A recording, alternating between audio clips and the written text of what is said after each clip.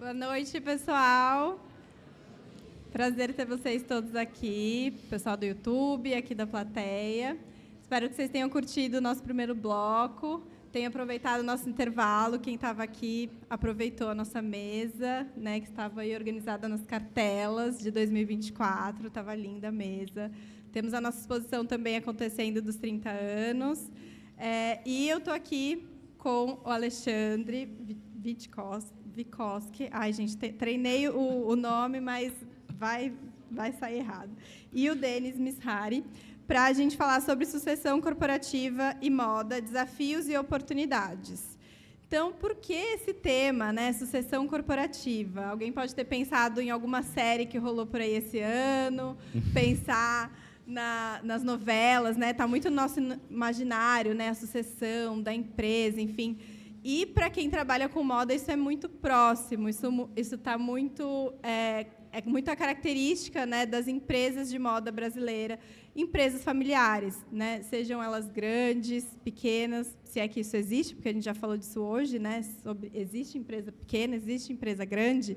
Uma empresa familiar, às vezes, é vista, né, nessa conotação, né, tem mais faturamento, tem menos faturamento. A gente até olha do tipo, nossa, é uma empresa familiar, como se ela não tivesse estruturada, como se ela não tivesse oportunidades, um know-how. E, se a gente for buscar aqui dados, temos dados do relatório Fios da Moda. O setor têxtil e moda no Brasil, a parte de produção, ela é caracterizada por empresas, 40%, até 4 funcionários. Então, às vezes, a gente tem aquele imaginário, de novo, voltando para esse imaginário, né? Vamos quebrar esses paradigmas de que é só glamour, que é uma revista, que é uma mesa grande, né? Que faturando milhões, enfim, e que são muitas pessoas dentro dessa empresa. Mas não é essa a realidade. 40% das empresas têm até 4 funcionários, e essa é a locomotiva da moda, falando de negócio no Brasil, né? E, ainda mais, 85% têm até 30 funcionários. Então, a gente está falando muito mais sobre a realidade brasileira quando a gente traz nossos 2 convidados aqui representando, né, esse negócio, essa característica do negócio de moda do Brasil. Então, um pouco disso que motivou a gente a trazer esse tema, né? Então, espero que vocês aproveitem o conteúdo. O pessoal do YouTube interaja com a gente também, com comentários, tragam perguntas. Tem algumas perguntas preparadas, mas fiquem à vontade também vocês, né, para trazerem a experiência de vocês. E espero que seja um papo leve, que acrescente. Tenho certeza que todos os profissionais de moda vão se identificar com o papo, porque no currículo todo mundo já passou por uma empresa familiar, viu como eram esses desafios e as grandes oportunidades que a gente tem, o quanto a gente cresce também. Então, é isso que a gente vai trazer aqui hoje. Então, a gente tem o Denis, que é da Padronagem Castelinho e Tecidos, o Alexandre, que é da Indusfios, e ambos têm a Manvar Beachwear. Então, a gente junta aí a Padronagem Castelinho, que fornece tecidos, né, com a Indusfios, que trabalha com aviamentos, e juntos eles também somaram forças para criar uma marca, né, então trabalhar com a confecção. Então, Alexandre e Denis, queria que cada um contasse um pouquinho dessa trajetória do negócio de vocês, como que foi essa evolução aí das gerações na empresa da família de vocês, quantos anos têm as empresas, para a gente começar o nosso papo. Bom, legal. Boa noite, Larissa. Boa noite, Denis. Boa noite, pessoal. Bom, eu sou Alexandre, estou na Indusfios há 30 anos. Eu já entrei na faculdade de administração na PUC, já pensando em seguir essa minha carreira, na empresa que meu avô fundou. A empresa tem 61 anos. A gente fala que 61 anos, eu sempre ouvi isso do meu pai, quando eu estava preocupado, quando eu era mais jovem, falar, a gente vai ter dificuldade. Ele falou, Alexandre, fica tranquilo, que a gente já passou por todos esses momentos. Hoje eu valorizo muito, que eu estava falando para Larissa, que mesmo no mundo que a gente está vivendo, de alta tecnologia, cloud, velocidade, esse ano eu estou inscrito aqui na pós-graduação do Senac, não é de moda, mas é de negócios e vendas, porque eu valorizo muito o fundamento, eu valorizo muito o conhecimento, eu valorizo muito a tradição. Então, essa é uma mensagem que eu gostaria de passar para as novas gerações. E ver essa galera aqui de moda, como eu estou vendo, eu também comentei aqui com a Natália, poxa vida, eu achava que os profissionais do futuro seriam só chefes, né? E a moda estava acabando. E quando eu vejo isso, eu vejo que realmente a moda está vivendo cada vez mais. Então, é um orgulho estar aqui, poder passar para vocês um pouco do que eu conheci e da nossa vivência aqui. Obrigado e aproveitem o nosso papo. Legal. Denis? Boa noite, pessoal. Meu nome é Denis, eu tenho 55 anos. Desde que eu me conheço por gente, eu estou no mundo da confecção. Quando eu nasci, meus pais montaram uma confecção com o meu nome. O nome dele, a inicial deles e a minha. Começamos aí, vivia no ambiente, eu não trabalhava, lógico, mas foi passando o tempo e aos 13 anos eu já estava trabalhando. Como saía da escola, ia direto para a confecção, embalava, separava, costurava, levava, eu fazia de tudo um pouco, carregava tecido, adorava ir na expedição, fechar a caixa, ver o que estava saindo. Nessa época, aos 14 anos, a gente chegou a ter 300 funcionários na empresa, a gente fabricava jeans, era uma das grandes empresas do setor na época, chamada Castelinho Moda Infantil. E eu trabalhei 13, 14, 15, depois quando chegou 17, 18, eu comecei a dirigir o carro, a Kombi, fazia entrega, acompanhava, via a modelagem. Minha mãe foi empurrada para o modelismo, para modelar. Meu pai cuidava das vendas e minha mãe fazia a parte da modelagem, coordenava a parte da modelagem. E aos poucos eu fui acompanhando meus pais, gostando. Do mesmo jeito que o Alexandre, quando eu entrei na faculdade, não era a minha prioridade, eu não valorizava tanto o estudo como eu valorizo hoje, mas eu entrei para me formar em administração na PUC também, me formei em administração na PUC, e aos 18 anos eu fui gerente de vendas de uma empresa com 20 representantes. Não tinha muito conhecimento do que isso poderia ser, mas eu fui enfrentar o representante mais importante da empresa, que eu queria criar processos, eu gostaria de profissionalizar a empresa aos 18 anos, aproveitando que eu estava entrando na faculdade. E eu pedi para ele um relatório de vendas, para ele me explicar o que ele fazia, quais os clientes ele visitava. Ele falou, olha, eu não vou te dar. Eu falei, como assim, né? Não vai me dar? Não vou dar. Aí ele ficou bravo comigo, foi falar com meu pai. E falou, olha, Maier, o guri aqui está achando que é o quê, né? Eu já tenho X anos de empresa e ele está chegando aqui e já quer me tirar satisfação. Não gostei. Ele falou, bom, você não gostou? Sinto muito. Eu fiquei meio surpreso, porque meu pai me deu o suporte que eu precisava na época para... vamos dizer assim. E aí o representante falou, olha, se for desse jeito, eu vou pedir a conta. Meu pai falou, tá bom, pode fechar a conta.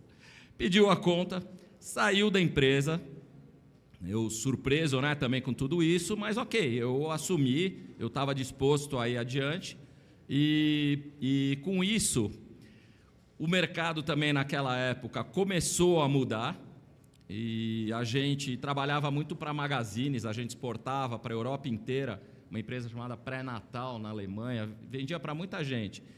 E aí o mercado começou a mudar um pouquinho, e meu pai pegou um pedido num grande magazine aqui no Brasil, que inverno era uma época difícil para passar, como ainda é hoje para todas as marcas de moda, passar o inverno é a meta, e depois a gente vai para o verão. E a gente acabou tendo problema com esse magazine e nós tivemos que mudar de ramo e começamos a loja de tecido. Foi aí que eu dei uma continuidade e comecei a minha loja de tecido com os 18 anos. Legal. Isso é um pouquinho. Um pouquinho da história. E, Alexandre, para você, assim, trazendo a perspectiva da empresa, 65 anos de empresa, é isso? 61. 61 anos. Essa fase de passagem de bastão, né, que a gente imagina imagina que chega lá o dono, a gente fala muito disso, a empresa de dono, né? O cara ou a mulher que foi lá, fundou a empresa, né? Cavou tudo, chegou aqui. Quando eu cheguei, tudo era mato, e era um esforço e tudo. E aí chegam os filhos, né? Preciso passar isso, ou para os netos depois, né? Nas gerações futuras. Como que você analisa essa transição, assim, da tradição com a modernidade, um pouco do que o Denis trouxe, né? Esse impulso do jovem de estou aprendendo, eu sei como fazer, vamos, né? Que é interessante, mas e essa passagem, o que você tem de relatos, experiências, dicas do que vocês viveram? Depois o Denis, se quiser complementar. Não, legal. Essa passagem é muito interessante. Eu conheci meu avô. É um orgulho para mim ter conhecido ele. Ele era uma pessoa extremamente exigente, duro. Meu avô foi caixeiro viajante. A empresa foi montada em 1962. Ele vendia ráfia, tingia ráfia para chapéu, para artesanato. E um dia ele resolveu montar uma empresa de aviamento lá no bairro do Bom Retiro. Aliás, eu convido todos a irem para o bairro do Bom Retiro, que é um conceito histórico e cultural gigantesco, a cultura judaica, a cultura italiana, coreana, tem restaurantes legais, tem teatro, tem museus. Bom, e ele montou, talvez seja a primeira loja de aviamentos lá do Bom Retiro, foi meu avô que montou. E ele e minha avó começaram a trabalhar. Bom, aí tinha meu pai, filho único. Meu pai não queria trabalhar com ele. Só que na época ele não tinha opção. Meu pai falava, eu queria ser aviador, né? Tá bom. E meu avô não deixou. Você vai ajudar a gente. E ficou. Meu pai seguiu a carreira forçadamente a trabalhar. Eu acho que assim, tudo naquela época era uma questão também de sobrevivência, né? Ele veio de uma época que ele foi sobrevivendo, viu uma melhora. E meu pai seguiu o caminho como um empresário de oportunidade. O mercado veio de encontro a ele, foi muito legal. Eu falo que talvez das 3 gerações, quem mais ganhou dinheiro foi meu pai. E entrou eu e o meu irmão Fábio, eu só tenho mais 2 irmãos, e a gente fez faculdade pensando em seguir a carreira no negócio da família. E quando eu comecei, eu não tive o momento, não tive. Um ritual, eu comecei né? a ir, a gente começa a vivenciar, a gente começa a aprender. Aí eu lembro que eu comecei a fazer nota fiscal, não sei se vocês sabem, a nota fiscal era feita à mão, em 4 vias, com carbono. Aí um dia eu seguindo na faculdade, eu passei a faculdade para a noite, comecei a ir mais integralmente. Aí tem um momento na nossa carreira que a gente sente orgulho. E eu, pela faculdade, eu comecei a analisar balanço, né? Mas balanço de comércio não é legal. Aí eu comecei, na prática, isso que é legal, ver os estoques da empresa. Aí eu pegava aquelas boletinhas de venda e ficava somando um produto. E a gente tem um volume de vendas. Aí você começa a criar indicadores. Naturalmente eu comecei a criar indicadores que ajuda muito a gente na administração, tá? Tem um lema que fala: você não consegue gerir o que você não consegue medir. Então isso para mim está dentro de mim. Eu sempre fui assim. Aí eu que implementei controle de estoque na empresa, giro de estoque. Meu pai tinha um método lá que pedia para a gerente, conta lá quantos cones de linha a gente tem de cada cor de fornecedor tal. Aí ela vinha com um relatório, várias cores zeradas. Eu falava, não pode zerar, se zerou, perdeu venda. E quem procurou não teve. Aí a gente começou a criar o controle meio que Kanban, com 2 estoques. E aí você vai vendo que vai dando certo e você vai tomando frente e a empresa também vai vendo que o teu trabalho está dando resultado. Bom, e aí eu fui seguindo muito na área administrativa, até um momento que eu conheci o Denis, que também é lá do Bom Retiro, como amigo mesmo, a gente vai conversando e a gente entrou muito nessa pegada de relacionamento com o cliente, perguntar. A gente montou um departamento na época que chamava Capri, né? Era a Central de Atendimento, Padronagem dos Fios. Toda venda que saía nas 2 empresas, tinha uma pessoa, a Verônica, que ligava para os clientes no outro dia perguntando se estava tudo bem, se recebeu a mercadoria, das duas empresas. Isso era muito legal, porque a gente criava um vínculo com os clientes. O cliente que vinha na Indusfios era o mesmo cliente que passava na loja dele, porque os tecidos que ele vende são tecidos com elasticidade, e eu vendo os fios que costuram esses fios. Então, era o pessoal de moda praia, hoje é o fitness, o lingerie. Então, era o mesmo cliente. E a gente começou a se relacionar com esse mundo e falou, puxa, que legal. Aí, um dia, apareceu a história da confecção, que a gente é sócio até hoje, e o Denis, Ale, vou montar uma confecção. Eu falei, cara, eu queria ter uma confecção. Por que eu queria ter uma confecção? Porque a gente passou por um momento que no Brasil vinha muito importado, na época do Collor, se vocês forem estudar um pouco essa época, e deu uma balada. É mais ou menos o que está acontecendo com a Shein hoje. Vem tudo importado por $50, vai quebrar o setor. Gente, não quebra, tá? A gente é muito forte, a gente tem muito valor. Chega uma hora que o pessoal percebe que aquilo lá não vai rolar. Bom, nessa época, eu achava que ainda eu acho, que a única coisa que eu tinha poder é uma marca minha. Eu falei, Denis, eu quero ser teu sócio. Cara de pau mesmo, tá? Às vezes é legal ser cara de pau. E aí a gente começou as conversas tal, e batemos um martelo, definimos a sociedade, começamos um projeto muito legal, tipo, todos os tecidos que a padronagem comprava e todos os alveamentos que a Indusfios comprava, o custo desses materiais entraram nessa confecção com 3 pessoas, e mais o Sushi, que a Natália conhece, que foi o nosso primeiro estilista, hoje ele é professor da Santa Marcelina, e a gente começou a história da Cian, fizemos todo um projeto de marca, cor, foi muito legal. Que legal. E a partir daí a gente começou a vivenciar a vida de confeccionista, participando de feiras, criando coleção, mudando de marca, criando uma segunda marca que foi a Gossip, que veio uma menina do Gossip Girls que vestiu uma peça nossa lá em Ipanema. O Denis teve o grande insight de criar a marca Gossip, a gente criou a marca Gossip, e dentro disso a gente foi seguindo até que apareceu a Manvar na nossa mão. Bom, a Manvar é uma história que eu peço para vocês conhecerem. É uma empresa que a Natália escreveu esse texto, eu li ontem para um trabalho que eu estou fazendo na pós-graduação. Ela foi fundada em 1933. Caramba, é uma história. Por isso que voltando à minha introdução, tem muito fundamento. Isso não tem ninguém que derruba. Então, a gente tem que procurar isso e tem que ter esse valor.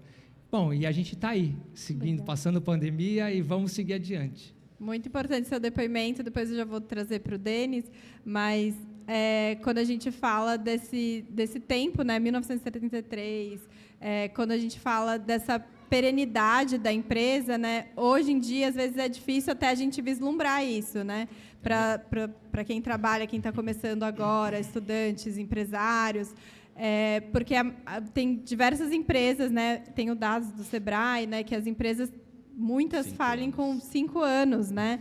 Então, você falar de uma história que dura 61 anos, né, e outros não sei ainda... A nossa, de 50 anos. 50 anos.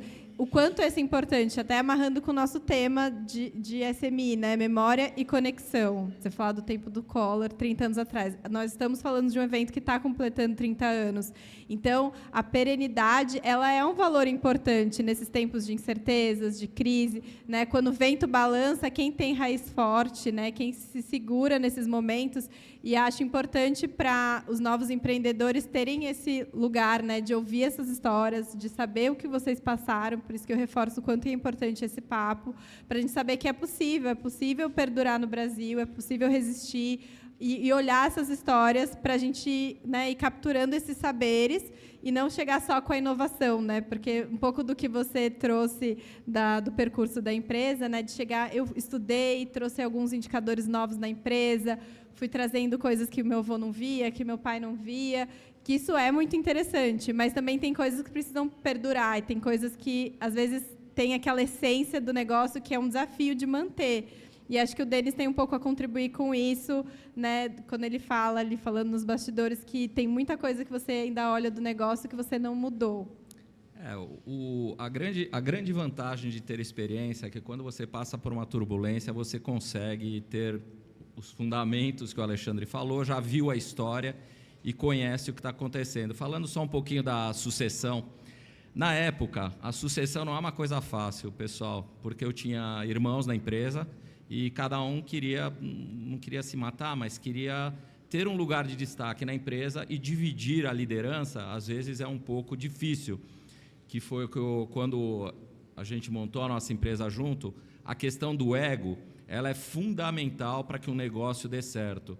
É muito melhor você ter 33% de um negócio que é de sucesso do que 100% de um negócio falido.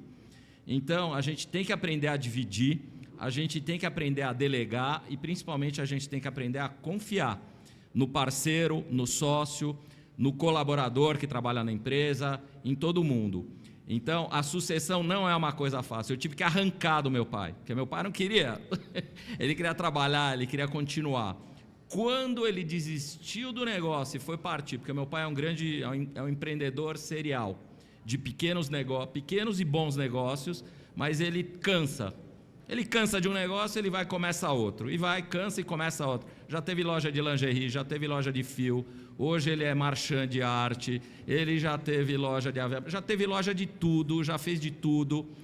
Viajava para a Bolívia, fala várias línguas, que vendia aqui, vendia ali. Então, eu aprendi isso dele, mas eu tive que arrancar a sucessão. E aprendi sozinho também na marra, e fui implantando o meu método de administrar uma empresa. Administrar uma empresa não é uma facilidade, tem muitas dificuldades. A principal que eu considero, às vezes é uma dificuldade não ter dinheiro, mas outra dificuldade é ter dinheiro demais. Você erra muito quando você tem muito dinheiro. Quando a gente começou a nossa confecção, que foi, vou falar da nossa história conjunta, a gente decidiu colocar um capital na empresa, tirando da nossa empresa que gera lucro, para ir começando esse negócio. E a gente sonhou, alugamos uma escuna em Ilhabela, pegamos produtor de moda, pegamos um modelo, fizemos um catálogo fantástico para vender quantas peças? 500 na primeira feira, 500 peças. Foi uma decepção total, né? Mas as peças ficaram lindas, a gente amou, ficou super satisfeito, ficou maravilhoso. Mas a gente percebeu que se a gente fosse por esse caminho, a gente iria quebrar em 10 minutos, em 2 temporadas. Foi aí que a gente começou a entender que a moda não é só a parte do glamour, né? Uma peça bem desenvolvida, com uma boa modelagem, com um bom estilo, acompanhando as tendências da moda, as cores, são fundamentais. Porém, a gente tem que ter sinergia com os outros setores. Teve uma hora que eu falei para a nossa sócia, que ela é a nossa estilista, eu falei, olha, primeiro você enxerga o valor da peça final, que vai custar para o consumidor. Se for viável, você cria ela. Se não for viável, nem começa, não perde tempo. Então, a gente tem que aprender a falar muito não na confecção, não ao nosso sonho, não aos nossos desejos, e sim à realidade, né? A gente tem que equalizar o sonho com a realidade, chegar no meio termo de uma peça boa, bonita, com um preço legal e que a gente ganhe dinheiro, porque a gente, além do prazer de ver a peça linda, maravilhosa, a gente quer ganhar. O dinheiro não é pelo dinheiro, é pelo prazer de ver que o negócio deu certo. Então, eu e o Ale, a gente pensou em fechar essa empresa umas 10 vezes. Na cabeça, a gente fechou umas 10 vezes e abriu de novo mais umas 10 vezes. Então, a gente, graças a Deus, em 15 anos, nunca se desentendeu. Eu já segurei a barra dele, ele já segurou a barra minha. Nós seguramos a nossa sócia, que não está aqui hoje para se defender, mas ela não é fácil. E que ela é a estilista, mas ok, todo mundo pensava que ela era minha esposa, pelo jeito que a gente discutia. Então, a gente aprendeu a conviver juntos, e esse é o sucesso da nossa empresa. A gente apanha, a gente já passou por planos econômicos só com a confecção. Nós começamos na crise de 2008, passamos por eleições presidenciais, passamos por Copa do Mundo, passamos por terremoto, passamos por tudo e ainda estamos vivos. Eu não acredito, juro que eu não acredito que a gente está vivo. Então, esses desafios, eles vêm para a confecção e a gente tem que saber superar, recuar e ir para frente de novo e ter um bom relacionamento com todo mundo que trabalha, principalmente com a criação, né? Porque você não pode tirar o pé dela, você não pode deixar o pé da criação no chão, porque senão ela morre, mas você também não pode deixar voar muito alto. Então, se quem cria tem essa noção de que meio metro do chão tá bom, fiquem aí, não vão a 1 metro, 2 metros, 3 metros, porque ficar longe para trazer de volta. Legal, muito bom. E uma coisa legal, eu falo para ele que a gente criou um método administrativo, porque chegou uma hora, chegava todo meio de ano que a gente ia começar a nova coleção, porque a moda tem isso, você nasce e morre a cada ano, ou a cada estação.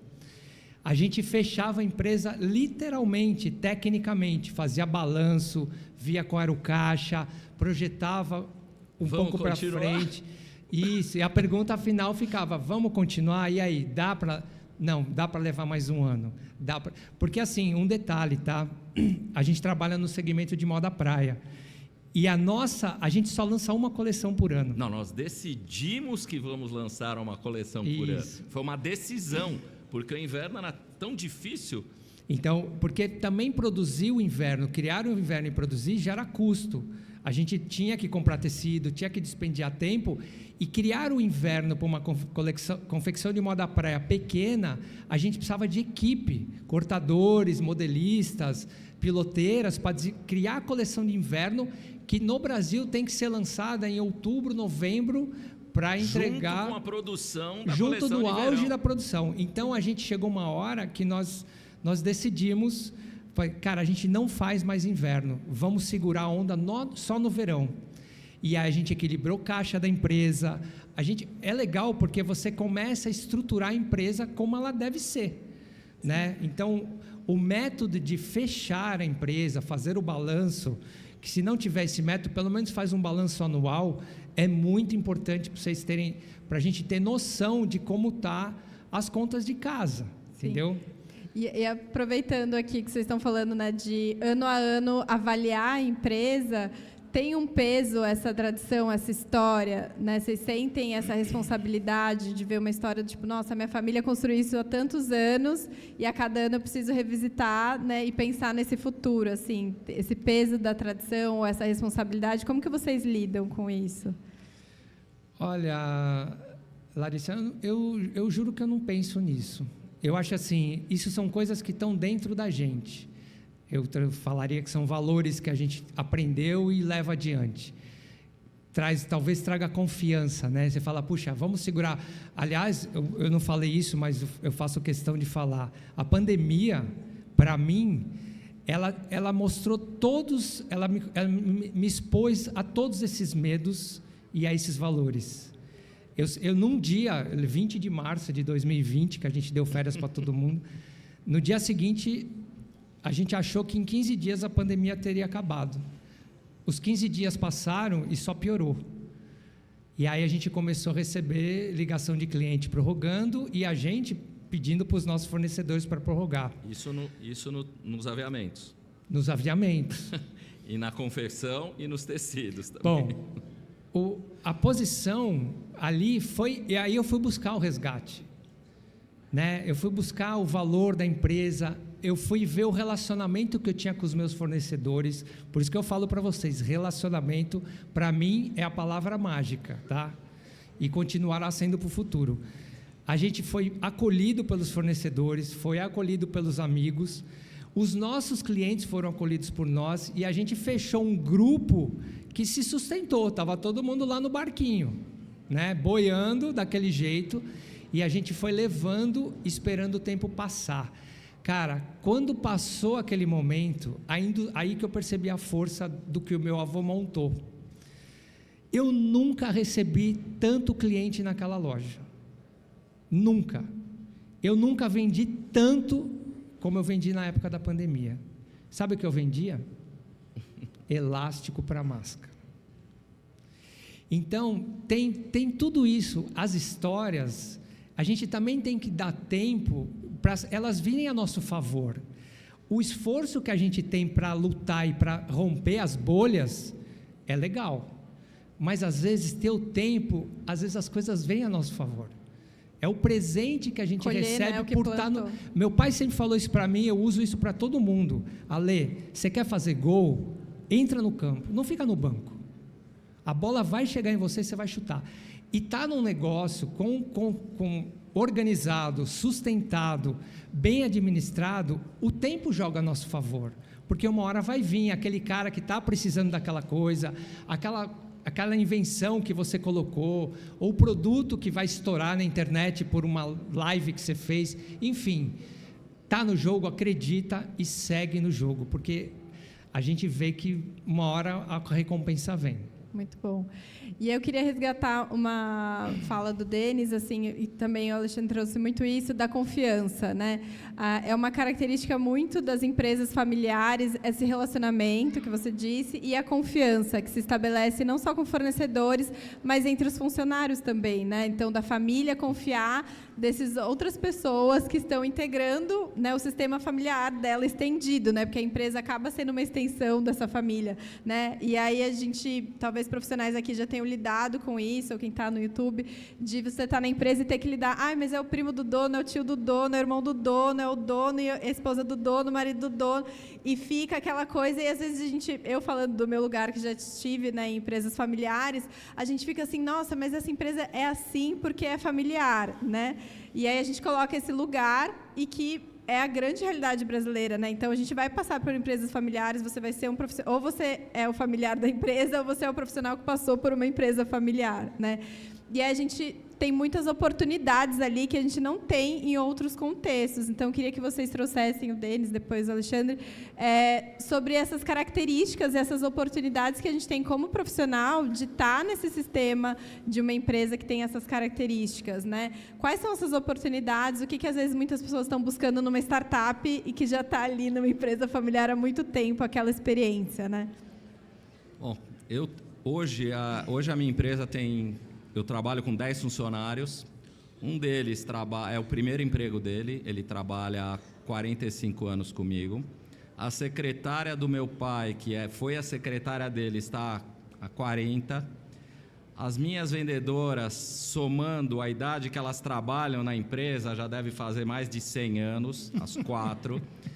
Ou seja, somando as idades e os tempos das pessoas que trabalham comigo, dá uns 200 anos, e eu tenho só 10 funcionários. O mais novo tem 13 anos. Eu imagino, hoje eu vejo a impossibilidade disso acontecer de novo. Eu não sei se isso dá de novo, ou as pessoas ou ficaram, ou a gente conseguiu dar novos desafios para elas, para que elas pudessem ter motivação de acordar todo dia para ir. Aqui eu já mudei umas 100 vezes de lugar, já fiz umas 30 mudanças, e essas pessoas que estão há tanto tempo com a gente, comigo, com a empresa, que vieram com meu pai, eles participaram de todas. Eles me viam de calça curta na fábrica e foi crescendo. Eu vi filhos nascerem, eu vi pessoas que trabalharam comigo, queridas, morrerem, várias pessoas morrerem. A perda maior que eu tive foi um funcionário, eu dei essa palavra, mas uma pessoa que trabalha comigo, que era o meu braço direito, a gente se entendia muito. O Nicola faleceu fazem 2 anos, o Ale conheceu. Era um cara que eu dava um palco para ele. Ele precisava de um palco para trabalhar e eu entendia essa necessidade dele. Expressar do jeito que ele queria. Ele era bravo, brigava, gostava, mas amava de todo mundo. E eu, de um dia para o outro, perdi ele o cara teve um infarto. E a gente percebe que o quanto é difícil, né? E eu tenho a minha secretária hoje, vamos dizer assim, ela me ligou um dia, quando eu estava viajando, perguntou se eu cheguei bem. A minha esposa perguntou: Denis, quem que é que te ligou, que você chamou de Alicinha? Eu falei: não, Alice, que trabalha comigo. Tipo de relação que felizmente foi cultivado, E eu acho que eu dei algum desafio para essas pessoas, porque a pessoa não fica 40 anos no mesmo lugar, né, se não tem alguma coisa boa para ela. Então, a gente precisa ter a sorte de ter boas pessoas para trabalhar, seja do lado, seja acima, seja abaixo, que te dão oportunidade de se expressar, que dão oportunidade de você crescer e não ficar só lá massacrado a vida inteira. Todo mundo que tem valor e que quer trabalhar tem um lugar nesse mundo, é o que eu enxergo. Tem muita gente que não tem tanta vontade, que é normal, e mas os acessos, né, Denis? Tipo, numa empresa que a gente tem menos funcionários, a gente às vezes consegue exercer uma horizontalidade, né? Que a startup chega e fala assim, não, aqui é muito horizontal, aqui, né, a gente tem bons relacionamentos, ou você tenha um acesso mais próximo ao CEO, mas assim, na empresa familiar também, né? Você está ali conversando com todos os setores, você conhece todas as pessoas, você tem uma visão do negócio que muitas vezes em empresas grandes você vai fazer uma microtarefa, porque você está participando de um navio gigante, né? E você vai fazer uma microtarefa de um botãozinho. E na empresa familiar você tem a ideia toda desse negócio. E até para quem quer abrir o próprio negócio depois, às vezes é interessante você estar ali, né, vivendo o que é a realidade daquele empreendedor, a história daquela empresa, se um dia você quiser ter a sua, né? Então, sim, queria que o Alexandre falasse um pouco desse lugar. Eu queria só dar uma dica, tá? Pensem que a gente que é dono de confecção e de empresa e no mundo familiar, a gente também precisa de ajuda, muita ajuda. E a gente fica de olho também nas oportunidades. Não pensa que o cara é o dono, ele não está vendo nada. A gente precisa de muita ajuda e a gente sabe para onde cada profissional qualificado pode ir. E eu sempre falei isso. Tem aqui a Natália que convidou a gente para vir aqui, teve o Márcio. Agora, ontem mesmo eu dei uma dica para uma funcionária que está na fábrica. Uma empresa familiar ou uma empresa pequena, ela tem muito a se desenvolver.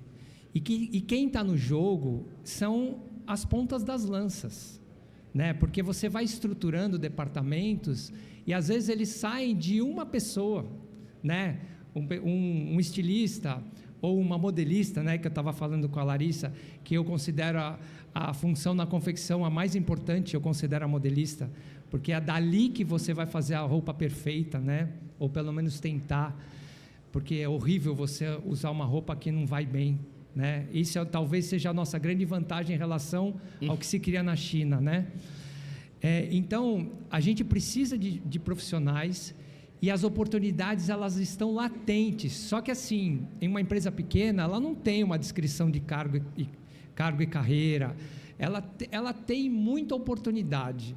E o envolvimento e a proximidade que vocês que estão nas empresas menores têm de falar com o dono, que seriam talvez os mentores, né? Eu acho que o aprendizado é muito grande, porque às vezes eu me vejo falando de estratégia com uma funcionária nova, e ela está aprendendo ali, né? Ela está ouvindo eu falar com um representante, ela está ouvindo eu conversar com o Denis, ou com a Liz, é o mesmo ambiente. Então se respira e se aprende muito. Eu tenho 2 exemplos na confecção, de profissionais que saíram dali, que entraram muito desqualificado, e saíram para um super cargo. Teve uma que saiu agora, foi para a Rossetti, não sei se vocês conhecem a fábrica Rossetti, talvez a maior fabricante de tecido do Brasil. Então, a gente prepara muito, e a nossa pretensão não é preparar profissionais, a nossa pretensão é que vocês fiquem e ajudem a gente a crescer também, porque a gente precisa, mas o preparo é tão grande porque te dá uma visão mais ampla, um panorama maior do que essa microfunção de fazer uma coisa só. Então, isso é muito importante. É lógico que tem empresas e empresas, mas eu acho que é uma oportunidade. Só para dar o exemplo, essa semana, tem uma menina, 2 meses na nossa fábrica, ela está no arremate, e ela veio me questionar o cargo dela, por que estava arrematadeira, e não estava como auxiliar de produção. Eu falei, tá como arrematadeira porque é o cargo que a gente tem aqui. E eu disse para ela, não vai mudar muito a tua questão ou de carreira ou salarial nesse momento. O que eu posso te falar, tenta ficar atenta, faça o melhor que você puder agora, que a gente tem muita oportunidade aqui dentro. E essa menina é boa. Essa semana a gente desceu ela para o faturamento, que eu estava precisando de mais uma pessoa, e ela pegou, fez o trabalho muito bem feito, e eu chamei ela, falei: Helena, essa é a oportunidade que eu te falei a semana passada. Então, tem que agarrar. Eu falo, é que eu estava falando para a Larissa lá dentro, se te pedirem para levar uma pasta de um prédio para o outro, leva. Se te pedirem para fazer alguma coisa diferente, faça, porque ali é a oportunidade. Agora, se te mandarem fazer a mesma coisa sempre e não falarem com você, se preocupem, porque tem alguma coisa errada. Bom exemplo. E aí, eu queria trazer, a gente vai encaminhando para o final, não sei se tem alguma pergunta aqui para a gente trazer, vou continuando com as minhas, se tiver, o pessoal me fala. Mas aí, conectando com essa empresa enxuta, que tem a possibilidade de você negociar, né? Tem uma ideia, eu acho que as empresas, né, familiares têm essa abertura para novas ideias, para inovação, tanto quanto esses modelos que trazem, né, da startup e tudo mais. E a tradição, é uma coisa que a gente também estava conversando, às vezes dá uma confiança, uma sabedoria, uma calma, né? Que acho que o Denis que falou isso, né? Então, é interessante esse equilíbrio também, né? De uma pessoa que está começando a carreira, ou que é muito jovem, tá numa empresa que tem essa tradição, que tem pessoas mais experientes, esse contato intergeracional também, que não acontece só na sucessão, né? De uma geração confrontando a outra, do tipo, olha, agora me passa o bastão, porque tem esse confronto geracional, né, na passagem, mas dentro do próprio ambiente de composição da equipe, né, de terem pessoas mais jovens, pessoas com mais experiência, essa relação. Então, vocês passaram por isso, né? Acho que a gente tem aí uns 5 minutinhos, se vocês puderem dar esse exemplo dessa negociação entre gerações. Acho que é um tema que dá uma mesa inteira sobre isso, mas se a gente puder falar um pouquinho para encerrar. Pode ser o Denis, como vocês acharem. Eu acho que eu sou um cara bem tranquilo. Aliás, eu admiro muito os novos comportamentos. Ele está falando que você não é tranquilo. Ele tem cara que é tranquilo, não, sim. Não é, Alexandre? É assim. Bom, essa é outra história. Bom, mas enfim, vamos continuar nas gerações. Boa, Ale. Eu acho muito legal. Mas ele é tranquilo. Eu sou uma pessoa que eu gosto muito de fazer o coach, de tentar entender aonde você tem uma qualificação melhor, te dar esse entendimento. Eu chego a quase ser um professor, né? Mas eu me decepciono muito às vezes, viu? Porque eu vejo que, eu não sei, uma coisa que, a postura que eu tenho sempre é que se você entrou na minha empresa, você está lá para trabalhar, não comigo, mas como profissional. Só que eu percebo que às vezes tem gente que está voada, está pensando no outro mundo. Por exemplo, tem um menino na Indusfios que ele é novo, ele entrou na parte de despacho, só que assim, uma hora ele atrasa, uma hora ele machuca a mão porque ele foi fazer entrega de pizza no final de semana. Essas regrinhas básicas ainda valem, né? Para sempre. Ele está sobrevivendo, mas ele não dá tempo para ele se desenvolver onde ele está. Que é aquela história, poxa, se você tiver um pouco de foco... Fica presente, e dá né, tempo aqui. Ao tempo, e eu não estou falando de 10 anos, estou falando de 1 ano, 2 anos, porque assim, poxa, você tem oportunidades, mas eu vejo que muita gente vem e vai e não pega isso, tá? Então é assim, é por isso que eu falo, agarrar a oportunidade vem muito do nosso preparo. Poxa vida, eu vou lá e vou buscar oportunidade também. Porque às vezes a gente está cego para a oportunidade porque você está atento no Instagram ou na pizza que você tem que entregar, ou enfim, está fora do ar. Eu acho que tem que estar centrado. Ou também esse comportamento da novidade, né? Que a gente é cada vez mais estimulado ao novo, mas se a gente exercer um pouco da presença, acho que pode ser uma mensagem, né? Do tipo, estou aqui agora aproveitando essa oportunidade. Acho que essa relação... Isso, e voltando a essa diferença de gerações, para ter essa troca, precisa ter o interesse. O interesse tanto e a abertura, meu, né? quanto o teu. Aí existe a construção. Mas se não tem, eu também não tenho. Eu falo isso muito para minha sócia. Eu não tenho a pretensão de mudar ninguém, mas eu posso dar oportunidade, eu quero entender essa oportunidade. Mas se eu percebo que também não está afim, É para construir juntos, né? Mas nós hoje estamos vivendo um conflito geracional na empresa, que nós estamos saindo do analógico e indo para o digital, certo? E nós estamos buscando empresas que falam uma linguagem que a gente tenta entender, mas que não entende tanto. Então a gente está mais confiando do que entendendo. E nós estamos começando a ver resultado. É uma empresa jovem, da idade 25, 27 anos, todos trabalham home office, eles falam de reunião presencial uma vez por semana, tá bom, tudo bem, mas a gente está levando uma lavada dessa turma, eles estão ensinando tanta coisa para a gente, que tá fantástico, a gente está engrenando negócios diferentes com eles, porque eles são uma empresa digital, mas eles trabalham em vários setores que estão contribuindo para uma empresa, para outra empresa, eu já estou indicando para outra empresa, e isso foi a partir de um contato de uma das pessoas que nós contratamos recentemente. Ela me falou: Denis, a gente foi procurar a empresa para trabalhar o digital, e ela falou: tenho 2. Falei: cara, posso entrevistar 10. Eu falei: cara, não tenho paciência para entrevistar 10. Falei: você gostou de alguma muito? Ela falou: eu gostei dessa. Falei: chamamos, viemos, eu amei na hora, eu ia contratar os caras na hora sem falar com o Alexandre. Eu falei: não, calma. E aí chamei para uma reunião com os sócios, cara, todo mundo amou os caras. Eu falei: isso deve ser um sonho.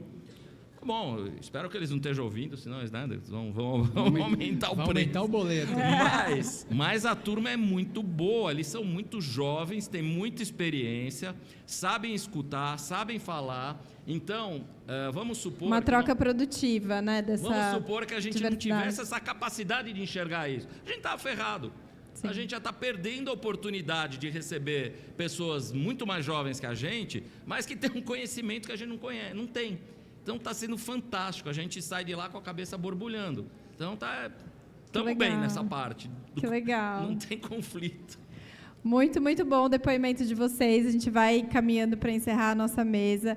Acho que fica aqui várias mensagens, né, sobre a tradição, a modernidade, a perenidade, a possibilidade também e a esperança, né, dos negócios, né, serem longevos, né, da gente estar preparado para isso, e também quando vem essa longevidade vai necessitando um amadurecimento, né, de governança, um amadurecimento de visão de negócio, e vocês também trouxeram muito de mudanças de modelo de negócio, né, para se adaptar às novidades. Então essa adaptação com resiliência, né, e também essa abertura para a inovação, para as novidades, reconhecer, né, o que eu não sei e o que o outro sabe, que junta muito com isso do relacionamento que o Alexandre falou, né, que é o que a gente vê que vocês também têm e construíram como sócios, né, um bom relacionamento, confiança.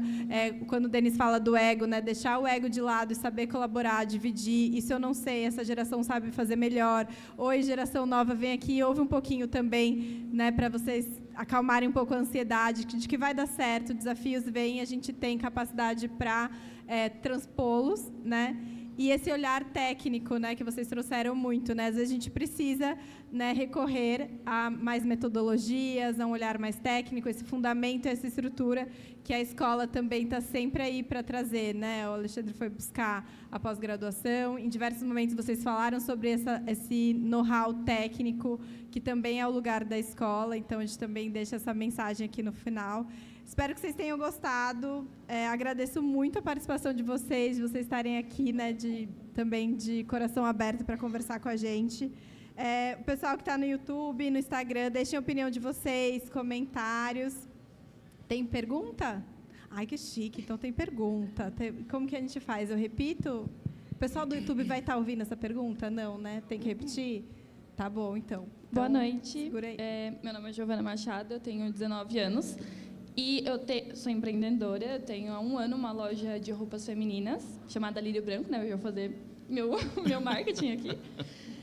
E eu já estou enfrentando muitos desafios, pela minha idade também, né? Estou aprendendo.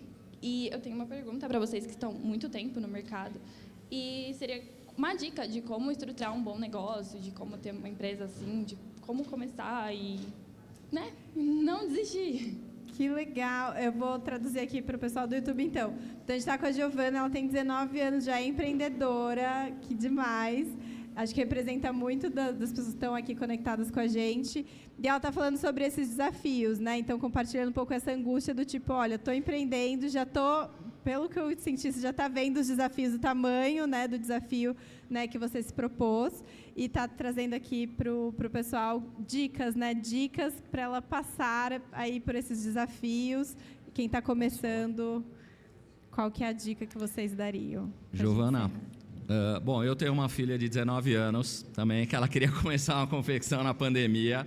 Naquele momento eu até desincentivei porque eu não senti que era muito o que ela queria. Porém, eu recebo ao longo dos anos muitas meninas da sua idade, um pouco mais velhas, começando negócios. Saíram de faculdades de moda e querem começar o negócio. E chegam com muita vontade, mas da parte de moda, de criação, de desenvolvimento. Mas do restante das áreas, muito pouca informação. Então, quando eu vejo uma menina jovem na loja, eu sempre vou conversar, pergunto, me interessa o que ela está fazendo, para dar alguma dica, porque não sabe a quantidade que escolher, não sabe que tecido escolher, quer escolher tudo, quer fazer o que ama. Então, eu diria para você se organizar, né? Você vende só por eletrônico, só digital, isso ou você tem loja? Tem loja presencial. Então, a loja presencial carrega consigo os custos mensais, todas as coisas. O mais importante disso é você saber fazer custo da sua peça, cobrar da forma direita, né? Da forma direita que pague todas as suas despesas e que você possa ter lucro, porque através do lucro você consegue crescer, investir. Claro, você pode determinar um capital para investir, mas não pode queimar tudo no começo. Você tem que, aos poucos, ver se deu certo, ver se deu certo, sempre um método empírico nos modelos, na tendência, porque se a gente fizer só o que a gente gosta, pode ser que não dê certo. A gente tem que entender o consumidor, tem que chegar na loja, perguntar para as vendedoras, perguntar para todo mundo ideias ou opiniões, e lógico, se cercar da teoria e também botar a cara no jogo, porque é como o Alexandre falou, quem não está no campo não vai jogar. Então, você está sendo corajosa, é muito legal. Vai na minha loja, vamos dizer assim, porque eu já vi muitas confecções. É assim. Construa os relacionamentos, eu né? Eu já acompanhei milhares de confecções começando, comprava comigo, comprava. A hora que ela cresceu, não compra mais comigo. Ótimo, eu entendo esse processo. Hoje ela compra da fábrica e é um orgulho para mim. Quando ela precisa de alguma coisa menos, ela vem na minha loja. Mas o bom é que mais meninas como você, meninas, meninos, quem for que estiver começando uma confecção, vá, porque aí vocês vão crescer, vai vir o próximo, e vai vir o próximo. Negócio, é um né? ciclo Além que da não criação. acaba, que o Ale falou e...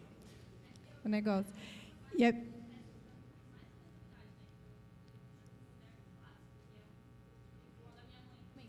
Olha... E aí, a gente criou a loja juntas e é o estilo meu e dela. Então, é de 20 Então, anos mais uma empresa familiar, 40. mãe e filha também conectadas. Olha, acho que vocês têm muito que conversar. Daqui a pouco os meninos já vão descer ali. Já fica ali, ó, no lado do SMI, Giovana, para vocês conversarem um pouco mais. Obrigada. Acho que vai ser bem interessante a conversa.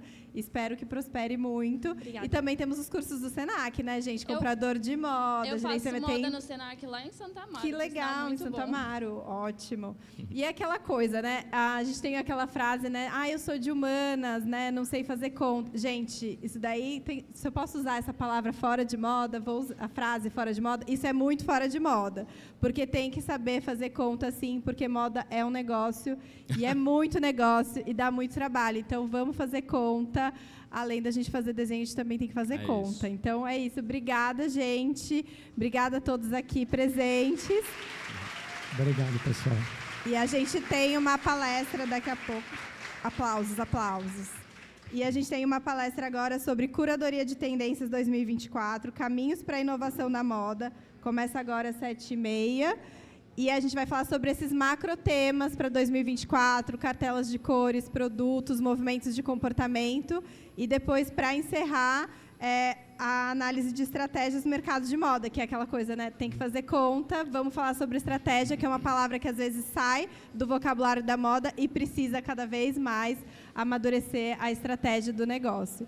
Muito obrigada a todos, pessoal do YouTube e aqui da plateia. Um beijo.